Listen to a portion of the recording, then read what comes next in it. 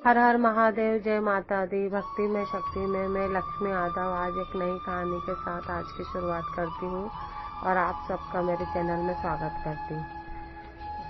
तो आज की कहानी कुछ इस प्रकार है कि दोस्तों, जैसे हम अगर किसी को सच्चे मन और भाव से किसी से प्रेम करते हैं या पूजा पाठ करते हैं तो उसके साथ हमारी दिल से दिल की राह हो जाती है और वो हमको, जैसे हम उनके लिए जाते हैं तो वो हमको याद करते हैं। तो इसी प्रकार से ये कहानी है कि दोस्तों, एक लेडीज रहती है जो रोज मंदिर में पूजा पाठ करने जाती है। सुबह उठकर उसका यही काम रहता है कि सुबह उठना, अपने मंदिर में पूजा पाठ करना, उसके बाद वो अपने मंदिर जाती है और भोले बाबा शिवलिंग के इधर अभिषेक करती है, पूजा पाठ करती है। अब रोज के उसका यही काम रहता है। एक दिन वो मंदिर जाती है तो देखती है कि वहाँ पर एक लेडीज है जो अपने एक बुजुर्ग सासू माँ कह सकते हैं या उसकी माता जी कह सकते हैं, जो भी होगा, उनके साथ बैठी हुई है और वो काफी देर से वहाँ पे पूजा पाठ कर रही।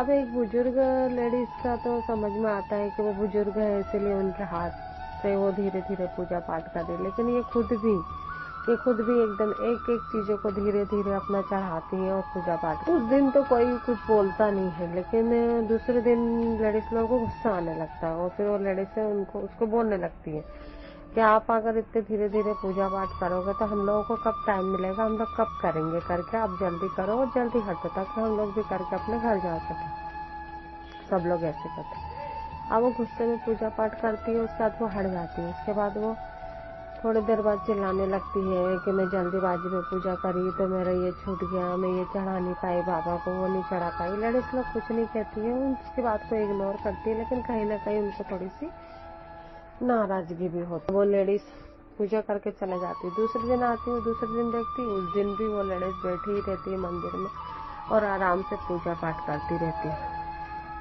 उसके बाद वो उठती है तो वो सामने में वो लेडीज पूजा करने लगती। अब वहाँ पर जो एक दूसरी लेडीज रहती है वो जानबूझ के, मतलब उसका एक काम ही रहता है कि अगर उससे कोई ज्यादा बातचीत नहीं करेगा या अपने से मतलब रखेगा, अपनी पूजा पाठ करेगा या उसके जैसी बातें नहीं करेगा तो वो फिर उसकी निंदा करने लगती, चुगली करने लग जाती है।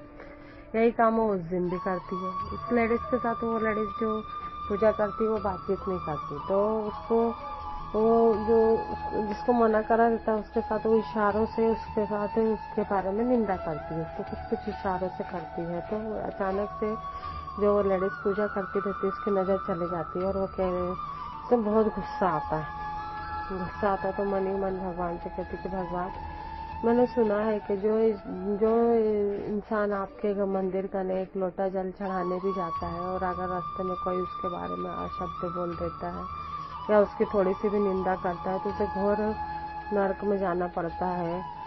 मैंने प्रवचनों में सब जगह में यही सुना है कि अगर कोई पूजा शिवालय की तरफ जा रहा है, उसके बारे में कोई निंदा करे तो उसे नरक भोगना। तो ये जो लेडीज है वो मंदिर में ही बैठ के, आपके शिवालय में ही बैठ के एक दूसरे की निंदा कर रही है और इससे पहले भी उसने काफी लेडीजों का तिरस्कार करा है उसको, यहाँ तक कि उसने गाली गलौज तक भी उन लोगों के साथ। तो फिर इसको कोई क्यों नहीं सजा मिलती।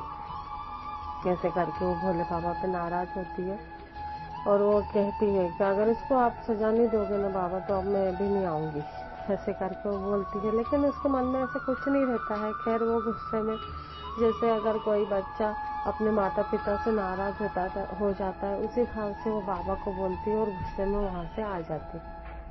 अब आने के बाद किसी कारणवश कुछ कारण हो जाता है जिसके कारण से वो 2-3 दिन मंदिर नहीं जा पाती। अब वो मंदिर नहीं जा पाती तो एक दिन वो सोई रहती है तो उसको सपना आता है कि एक बाबा है जो आए हैं और उसका हाथ पकड़ के उसको अपने साथ ले जा रहे हैं। तो वो देख रही है कि उसको हाथ पकड़ के वो एक मंदिर की तरफ ले जा रहे हैं। तो वो बोल रही है कि अरे नहीं बाबा, अभी रात हो रही है और हम लोग अभी रात में नहीं जाएंगे, वहां पर सब बंद है मंदिर करके। लेकिन वो नहीं सुनते, वो कहते नहीं तुम चलो मेरे साथ करके उसको हाथ पकड़ के उसको ले जाते हैं।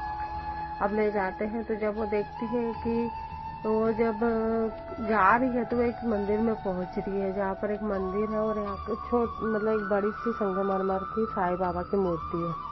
कुछ लोग वहाँ पे पूजा पाठ कर, देखने से उसको थोड़ा सा ऐसा चिल्टी टाइप का लगता है, लेकिन वो समझ नहीं पाती क्योंकि नींद में रहती है। उसके बाद जब वो सुबह उठती है, यही बात अपनी बहन को बताती, शेयर करती है कि रात को जब सपना देखा मैंने, मुझे ऐसा लगा। तो उनने कहा, वो कहती है कि आपने क्योंकि भोले बाबा को उस दिन ऐसे बोल दिया था, तो इसीलिए वो आए होंगे। खैर, उनको तो मन की बात सब पता ही रहती है, वो सब जानते हैं, मन को पढ़ते हैं ईश्वर, तो उनको मालूम रहता है कि ये तो हमारे बिना रह नहीं सकती, आएगी ही मन। लेकिन कहीं ना कहीं जैसे माता पिता अपने बच्चा जब कोई नाराज हो जाता है तो उसको मनाते हैं, उसको वो करते हैं, उसी प्रकार से उनको भी कैसे आई मैं 3 दिन से नहीं आई है करके उनको भी तुम्हारी याद आई, तो वो तुम्हारे घर आए और तुम्हें मंदिर लेकर गए। अब क्योंकि वो खुद ही स्वयं आए थे, तो उन्होंने दूसरे भगवान के दर्शन तुमको करवा, तो वो अपने आप को बहुत ही सौभाग्य समझती है और खुश होती है और धन्यवाद करती है ईश्वर का। उसके बाद वो कहती है ठीक है, तो उसकी बहन कहती है ठीक है कोई बात नहीं, तुम एक काम करना, अगर जैसे साईं बाबा तुम्हें दिखे तो तुम थोड़ी सी खिचड़ी बना के बाबा को मंदिर में बांट देना। तो वो कहीं ना कहीं ऐसा कोई सोच ही नहीं रहती है, लेकिन उसके बाद उसके माइंड में आता है कि चलो ठीक है, अगर वो बोल रही है तो मैं वो कर देती हूँ करके वो सोचती है। उसके बाद जैसे ही गुरुवार आता है, वो जब पूजा करने बैठती है, बाबा की मूर्ति का स्नान वगैरह करवाती है, पूजा पाठ करती है, तो वो बोलती है कि मैं सोच रही हूँ कि मैं आज शाम को कर दूँ, बांट दूँ मंदिर में। वो ऐसे ही शब्द बोलती है, उतने में उसका मिस्टर बोलता है कि कल बाबा का प्रसाद हमको मिला था और वो देते हैं। अब उसके बाद वो शाम को मंदिर में प्रसाद बना के लेके आती है। अब वो पहली बार क्योंकि अलग से करने में थोड़ा सा वो लगता है, क्या परिवार में रहने से या किसी के साथ में रहने से उतनी ज्यादा किसी को भी हिचकिचाहट नहीं लगती, लेकिन अकेले में जब कोई करता है वो भी बच्चों के साथ, तो थोड़ा सा कहीं ना कहीं एक डर लगता है कि अगर हम लोग बनाएंगे तो पता नहीं कैसे बनेगा, उसके बाद कोई वहां पे लेगा कि नहीं लेगा, कहीं हमें वापस उस खिचड़ी को घर न लाना पड़े। तो सब मन में बहुत से सवाल जवाब ऐसे आते रहते हैं, लेकिन फिर भी वो जैसे तैसे मन करके बना ही लेती है। और जब वो मंदिर जाने से पहले उसके घर में एक छोटा सा मूर्ति रहता है बाबा का, जहाँ पे वो अपनी खिचड़ी चढ़ाती है, भोले बाबा को चढ़ाती है। उसके बाद अपने जो उसका जो छोटे से लड्डू गोपाल जी रहते हैं, जिनकी वो रोज जो सेवा करती है, तो उनको बड़े ही प्रेम भाव से मन से वो कहती है, लड्डू मैं ये जो खिचड़ी है यहाँ पे चढ़ा के जा रही हूँ, तो मेरी खिचड़ी को वहाँ पे सबने खाना चाहिए, वहाँ आना चाहिए।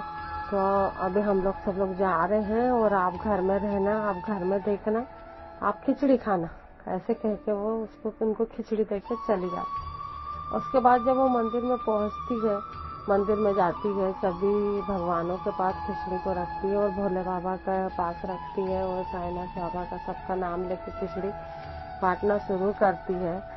तो देखती है कि वो एकदम गरम गरम खिचड़ी को निकाल के टप में अपना लेके जा रहती है।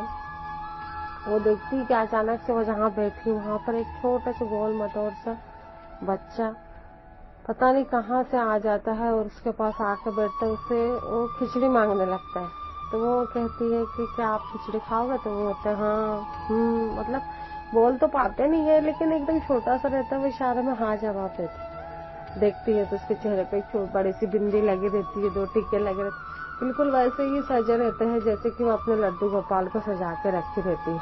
लेकिन वो कुछ समझ नहीं पाती और वो सोचती है कि मैं इतनी गरम गरम खिचड़ी अगर मैं इनके हाथ में दूंगी तो इनका हाथ जल जाएगा करके, और साथ में भी कोई उनके दिखता नहीं है। लेकिन उसके बाद ना वो उसको खिचड़ी दे देती है तो वो एकदम गरम होती है। लेकिन जैसे ही वो खिचड़ी देती है, वो खिचड़ी लेके वो बच्चा पता नहीं बाहर जाता है, निकलता है, उसके बाद वो बच्चा पता नहीं कहाँ जाके गायब हो जाता है, कुछ समझ में ही नहीं आता। वो अपना खिचड़ी बांटती है, ऐसा वो चमत्कार होता है कि उसकी पूरी खिचड़ी बच जाती है और डोंगे मतलब खिचड़ी पूरी बट जाती है और डोंगे उसके बच जाते हैं, मतलब डोंगे बच जाते हैं और खिचड़ी उसकी बढ़ जाती है। तो सच्चे मन और भाव से बिना किसी स्वार्थ के या किसी मतलब के बिना वो ये बना के लेके जाती है। बस यही उसका भगवान से प्रार्थना रहती है कि जो मैं छोटा सा प्रसाद है, जो मैं पहली बार बड़े भाव से मन से बना के ले जा रही हूँ बाबा, तो ये प्रसाद मेरा बढ़ जाए, सब लोग खा ले और मुझे वापस निराश होकर ना आना पड़े, यही उसके मन में भाव की रहता है और वो यही प्रार्थना करके घर से जाती। तो वो बांट के खुशी खुशी आती है और जब वो बेड पे लेटती है तो उसको, जब वो अपने लड्डू गोपाल को झूले में देखती है तो उसको उनका चेहरा देख के वही याद आ जाता है कि कहीं ना कहीं जिस टाइप से मैं लड्डू को तैयार करी थी, पूरा सेम उसी टाइप से वो बच्चा तैयार था। तो वो मेरे लड्डू ही थे, वही मेरे मंदिर में आए थे। तो अपने लड्डू को बोल के जाती हैं कि लड्डू मेरी खिचड़ी बटना चाहिए और सबने खाना चाहिए, मैं बोल के गई थी, इसीलिए मेरे लड्डू वहाँ पर आए थे और उन्होंने सबसे पहले खिचड़ी ग्रहण करी और उसके बाद सबने खिचड़ी खाई। ऐसे करके वो खुश होती है। उसके बाद वो ये बात भी अपनी बहन को बताती, तो वो लोग भी खुश होते हैं सुन के और वो कहते ठीक है। तो दोस्तों, आज का जो ये कहानी है, ये कहानी में कुछ ऐसे तो अगर आप लोग सोचेंगे तो नहीं है, लेकिन ये एक जैसे हमारे माता पिता होते हैं, जब हम उनसे नाराज हो जाते हैं तो अपने बच्चों को मनाने के लिए कुछ भी करते हैं ताकि हमारा बच्चा जो नाराज हुआ वो माने, हमसे बात करे, हमारे पास आए। इसी प्रकार जब वो अपने बाबा के मंदिर नहीं जाती, वो नाराज हो जाती है, तो बाबा जी उसके किस सपने में आते हैं और उसके साथ ये सब लीला कराते हैं। तो आज का मेरी ये कहानी में यही है कि जब आप सच्चे मन से, चाहे इंसान हो या ईश्वर हो, हम उनके पास जाते हैं, उनसे मिलते हैं। जिस प्रकार हम एक पड़ोसी का हालचाल पूछते हैं और हम लोग कुछ दिन हम उसको नहीं दिखते या वो हमको नहीं दिखते, तो हम लोग कहीं ना कहीं पूछते कि आप कहाँ गए थे, इतने दिन से नहीं दिख रहे थे या नहीं मिले थे। उसी प्रकार ईश्वर का रहता है, अगर हम सच्चे मन और भाव से उनके लिए जाते हैं, उनकी पूजा पाठ करते हैं, तो ईश्वर का भी लगाव हमसे हो जाता है और दिल से दिल की राह हो जाती। जब वो नाराज होकर नहीं जाती तो बाबा भी आते हैं। तो एक ईश्वर की कृपा रहती है, हर किसी के नसीब में ये सब नहीं रहता। तो आज का मैं जो ये कहानी है उसे मैं आज यहीं पे समाप्त करती हूँ। और अगर आपको मेरी ये कहानी अच्छी लगी और सच्ची लगी तो इसे लाइक शेयर सब्सक्राइब करना ना भूलें, बेल आइकन का बटन दबाएं। धन्यवाद। राधे राधे।